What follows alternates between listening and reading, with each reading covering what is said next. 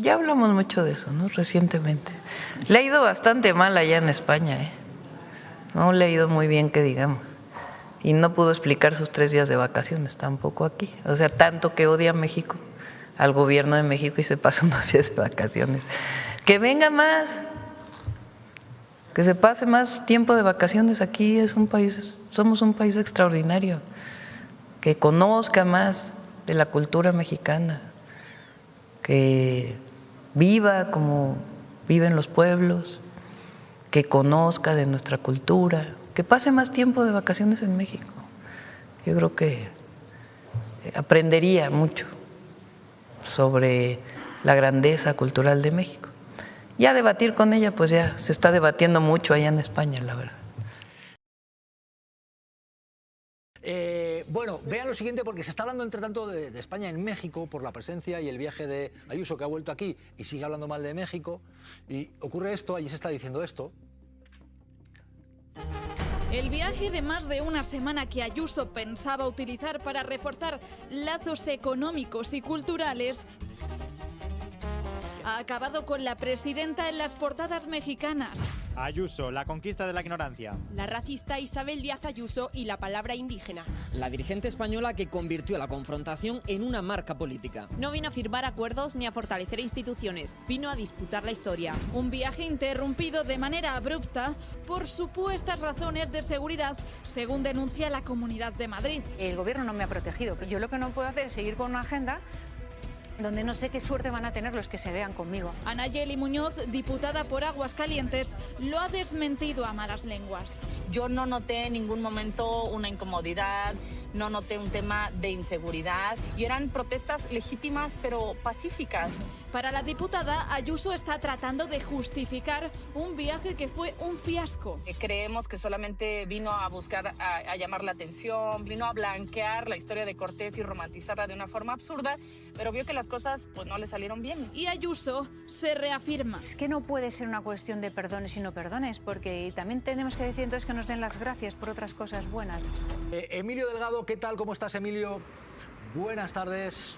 Hola, buenas tardes. Bueno, aquí hay un debate que se está planteando. Decía Marta que es que ella está en una estrategia que luego es refrendada en las urnas. Bueno, claro, ella ha dicho que en el portal de transparencia está lo que fue la agenda, está realmente lo que fue su agenda en México y lo que costó ese viaje del que ella culpa lo que ocurrió. Ella culpaba al gobierno y también a los que eran de Podemos, como el Partido Mexicano. Emilio, Marta. Emilio. No está. Vamos a ver, yo creo que hay una mayoría cada vez más transversal de madrileños, muchos incluso votantes del PP, que están hasta las narices de las películas que se monta la presidenta de la Comunidad de Madrid, que se está convirtiendo en un personaje histriónico, se lo está comiendo el personaje, es una especie de hija de Jesús Gil y Esperanza Aguirre. Aquí nadie está juzgando el hecho de que una presidenta de una comunidad autónoma viaje, eso es normal. Aquí se juzga, por un lado, la falta de transparencia. No hay datos en el portal de transparencia de ninguno de los viajes. Se está saltando la propia ley de transparencia de su propio gobierno. Segundo, se cuestiona la frecuencia de los viajes. Casi 40 viajes desde que es presidenta. La representación internacional del país no está en manos de las comunidades autónomas. Y tercero, se juzga la falta de agenda institucional en muchos casos, que hace que dudemos sobre si va en un viaje personal o va en un viaje institucional. En Estados Unidos se fue a ver flamenco y a que la entrevistara Telemadrid, a Nueva York. En México ha tenido 4 días sin agenda institucional y cuando se le pregunta sobre esto dice que es que estaba intentando salir de allí, como si estuviera en un desierto. Y cuando se le pregunta por el dinero que se ha gastado en este viaje, dice que ya no tiene por qué dar explicaciones. Sí las tiene que dar. Tiene que dar explicaciones en base a normas que están aprobadas en la Comunidad de Madrid por su propio gobierno. Entonces, como digo, creo que es una comunidad que no tiene nadie al frente, que no hay conducción política de la Comunidad de Madrid y que el personaje se está comiendo a la señora Ayuso. Eso es lo que puedo decir. Marta.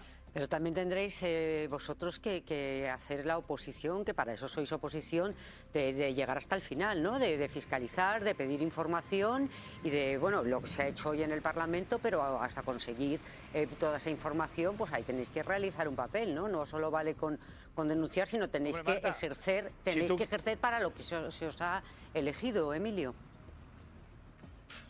Pero Marta, ¿tú crees que no ejercemos de oposición? La oposición lo que puede hacer es denunciar el estado de cosas y fiscalizar al gobierno, que es lo que estamos haciendo. Desgraciadamente todavía no tenemos los votos suficientes como para impedirlo, pero estamos trabajando en ello, porque creo que hay cada vez más madrileños que una vez que hacemos la tarea de denuncia, lo que quieren es que esto no siga pasando. Fíjate, hoy Ayuso decía que se derrite la presidenta de México mirando al presidente de España.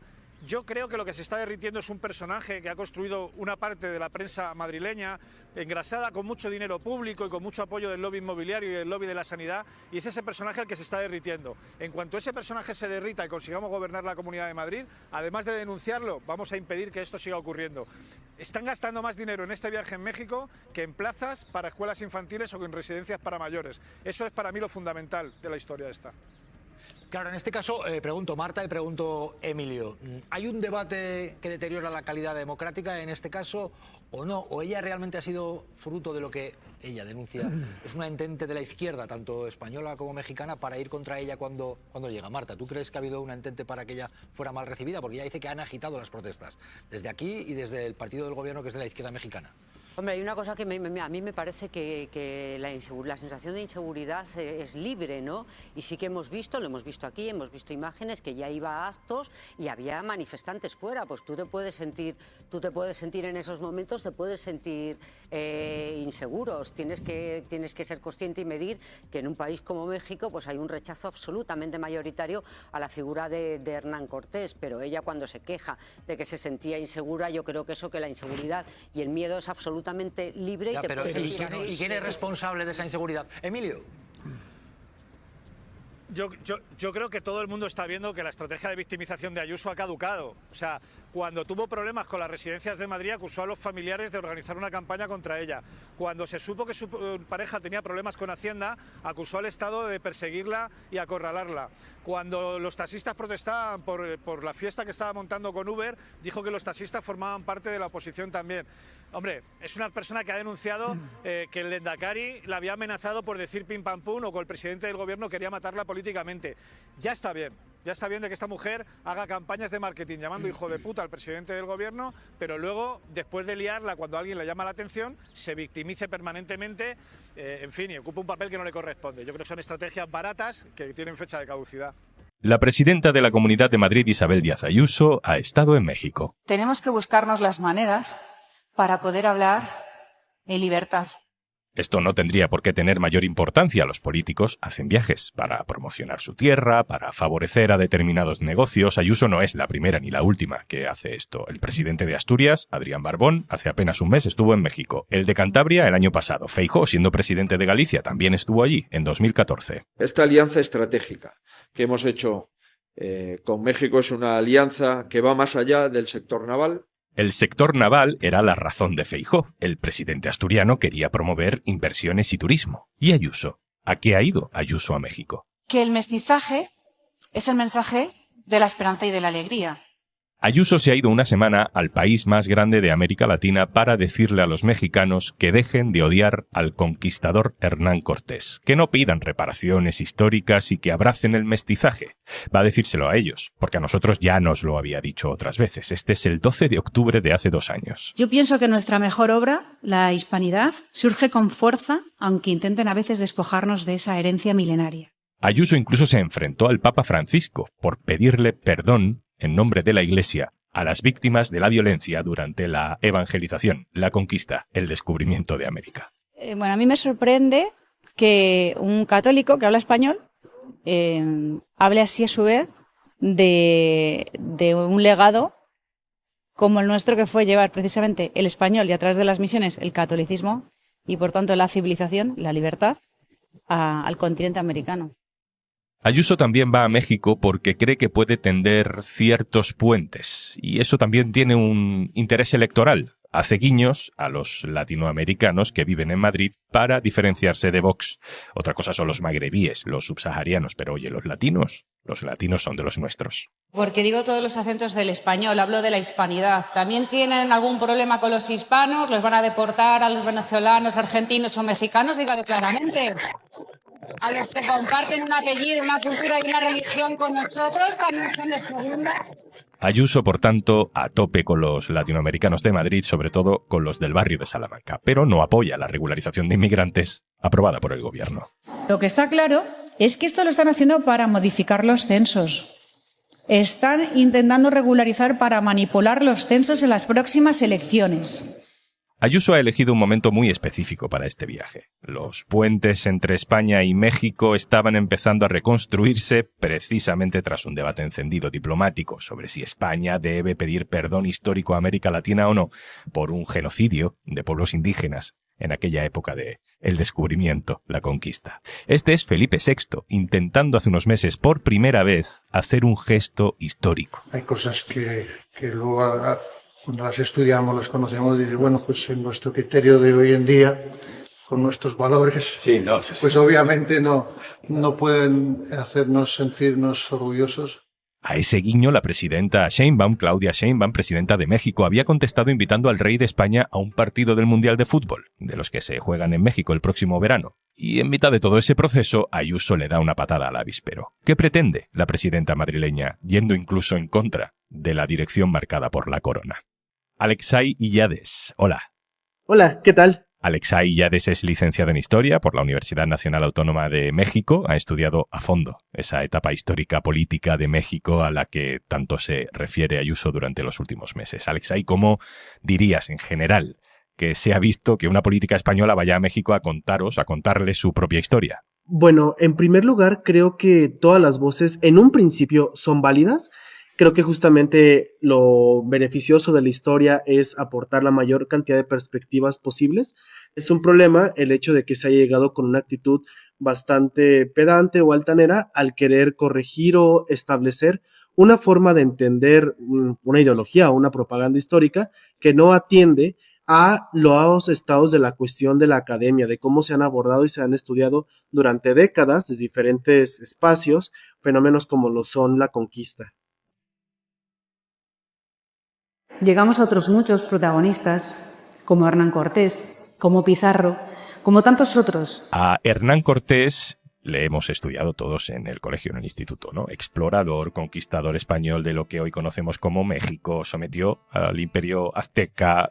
Alexei, desde una perspectiva académica y también desde una perspectiva situada mexicana, ¿qué podemos decir de Hernán Cortés? Es curioso porque si queremos ser completamente objetivos, Cortés lleva a cabo una empresa privada que a través del uso de la violencia se adquiere un poder político. Es una figura que creo yo que está bastante malinterpretada, sobrevalorada, justamente al llamarlo como uno de los protagonistas. Porque el hecho de que sea el mayor o el más beneficiado de estos primeros años del establecimiento de la Nueva España, no lo convierte necesariamente en quien hizo como toda la arquitectura para que fuera posible un proyecto colonial en México. Cuando Cortés en 1521 toma Tenochtitlán, lo que ocurre es que mantiene intacta todo el sistema de tributación que hacía que toda la riqueza se concentrara en Tenochtitlán, ahora la Ciudad de México, y en lugar de que se quedara ahí mismo en Tenochtitlán, se iba para Veracruz con los reyes de España. Además de que en cuanto empiezan a llegar las autoridades eclesiásticas al Nuevo Mundo, lo que están viendo es una tortura tal que van a empezar una serie de disputas entre el Imperio Español y la Iglesia Católica, porque recordemos que la legitimidad de toda esta empresa consistía en que el Imperio Español tenía el permiso por parte del Papa. Sin embargo, cuando llegan las autoridades se encuentra con una situación que tienen que mínimo discutir y revisar. Si tienes que estar repitiendo y repitiendo y repitiendo la ley de no mates, es porque en ese lugar están matando y matando y matando. Ayuso llega a México a promocionar no Madrid, sino a Hernán Cortés, y esta es la reacción de la presidenta de México, Claudia Sheinbaum. ¿Cómo creen que les va a dar legitimidad a una persona que adora a Hernán Cortés? En México, quienes creen que haciendo un homenaje a Hernán Cortés en México van a ganar algo, pues no, están derrotados. Alexei, siempre escuchamos, o siempre decimos incluso, ¿no? Esto de que, bueno, no se puede mirar con los ojos de hoy lo que ocurriera hace 500 años. Pero claro, una matanza como la que sucedió, y está documentada, la destrucción de una cultura local, y está documentada, no sé si estaba bien vista tampoco hace 500 años. Claro, se veía bien por quién, ¿no? A ver, la empatía no nace con los derechos humanos y la ONU. Allá había todo un proceso cristiano para tratar de distinguir lo bueno y lo malo. y había denuncias, incluso desde tiempos grecorromanos, para procesos extremadamente violentos, como podemos encontrar, por ejemplo, en la guerra del Peloponeso de Tucídides, donde denuncia el exterminio, hoy en día diríamos genocidio, del pueblo de los melos.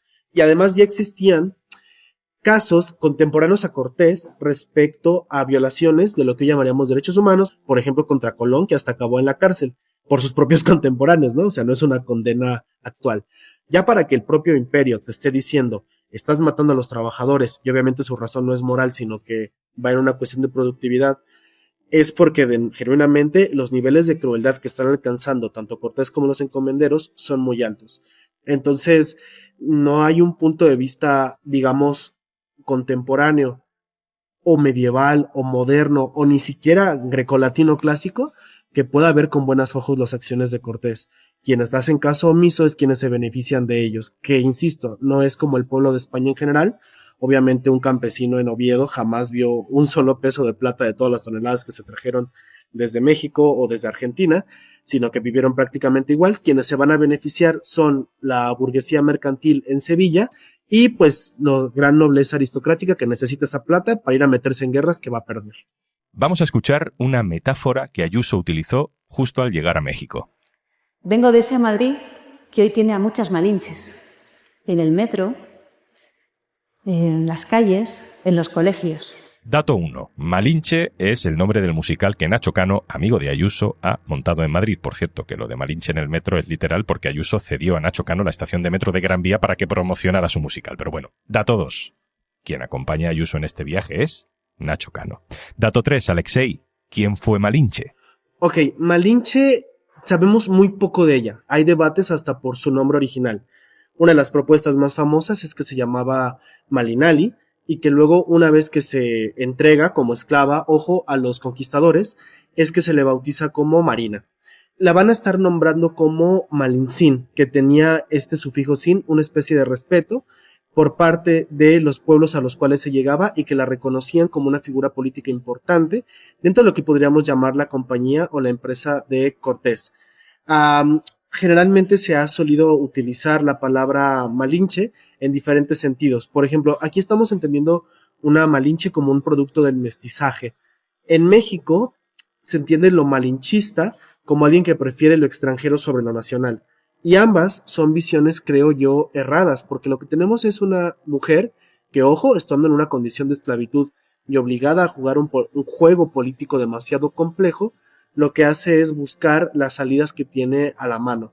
Por fortuna tenía la ventaja o la inteligencia para desenvolverse en los idiomas y eso le permite tener una posición que, ojo, puede ser de seguridad, pero siempre subordinada al beneplácito de los conquistadores, específicamente de Cortés. Entonces Ayuso, Alexei, con esto de que en Madrid hay muchas malinches, ¿se refiere a qué exactamente? ¿Qué mensaje político hay ahí? Claro, hay que reconocer que Malinali o Malinche, como lo quieras mencionar, tiene una vida específica en la cual es capaz de desenvolverse en diferentes culturas que va desde el mundo, si lo quieres llamar así, precolombino, hasta los primeros años de la Nueva España. Y cuando se está hablando de que hay malinches, se está hablando acerca de personas que son producto de este mestizaje o producto de este tipo de identidad que se ha llamado como hispanoamericana o latinoamericana, que están actualmente viviendo en diferentes partes de España a partir de una diversidad, pero que creo yo no se reconoce de forma coherente, porque una cosa es decir que sí, existen personas que son producto de todo este proceso histórico y que se hace esta especie de metonimia utilizando la palabra malinche, pero que por otro lado hay muchos problemas en lo que tiene que ver al reconocimiento de ciudadanía, de su tipo de nacionalidad, de sus derechos como migrantes, etcétera. ¿Cómo puede ser que 5 siglos más tarde ese idioma hoy se propague por todo el continente y que nuestra lengua, el español, sea la lengua materna más universal que existe, es decir, la que ha crecido más lejos de sus fronteras? Solo a través del amor. No sé si el amor es precisamente la palabra, ¿no? Hay un concepto que a mí me llama la atención, me genera incluso un poco de escalofrío cuando hablamos de conquistadores blancos españoles sometiendo a poblaciones indígenas, que es eso del mestizaje. Y de hecho Ayuso ha participado precisamente en Ciudad de México en un acto titulado Celebración por la Evangelización y el Mestizaje en México. Alexei, ¿cómo veis los expertos este concepto del mestizaje? Es una gran pregunta. En México específicamente, el mestizaje es una ideología oficial de la Revolución Mexicana, pero un mestizaje muy específico, en el cual lo que se entiende es que el mestizo es la combinación del español y del indígena. Sin embargo, esto obvia dos cosas: la propia diversidad que existe dentro de las poblaciones de la península ibérica y toda la diversidad que implica esa palabrita de indígena, ¿no? Que son muchísimas poblaciones y culturas que están conviviendo en lo que era la Nueva España.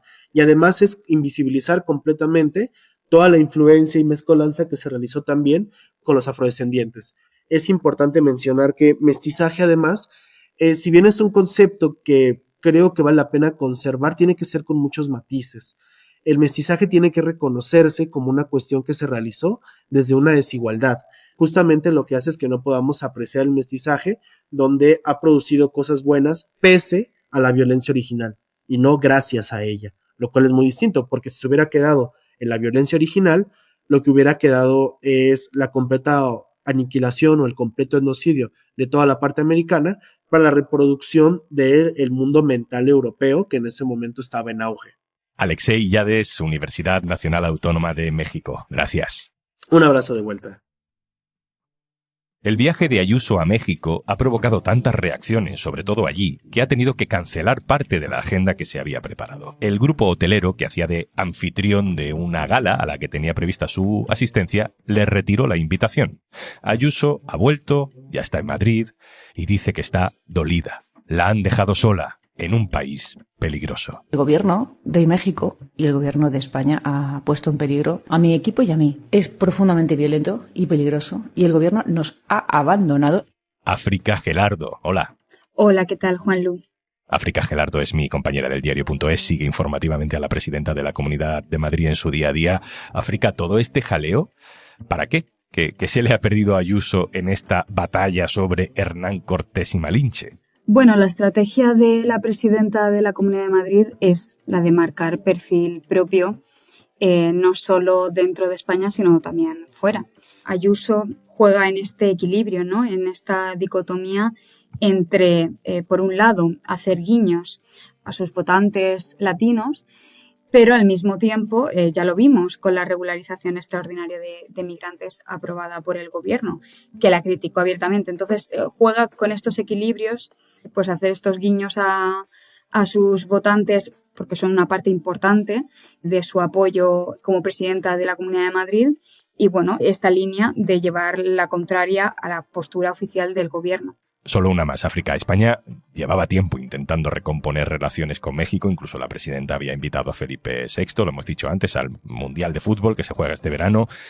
¿La agenda de Ayuso puede distorsionar esa relación de nuevo, afectar ese plan, esas relaciones? Yo creo que no. De hecho, si se hace un repaso a las conferencias de prensa diarias de la presidenta de México, de Claudia Sheinbaum, se puede observar cómo ella mantiene un tono muy cordial y también se ha referido explícitamente al tema de las relaciones diplomáticas con España y ella misma ha dicho que ella no cree que vayan a estar en peligro por la visita de Ayuso. Al final ella busca separarse, ¿no?, de la postura oficial del gobierno. No olvidemos que en febrero de este mismo año fue cuando Ayuso llamó narcoestado de ultraizquierdas a México. Y además es que esto lo hizo cuando anunció que daba la Medalla Internacional de Madrid a Estados Unidos.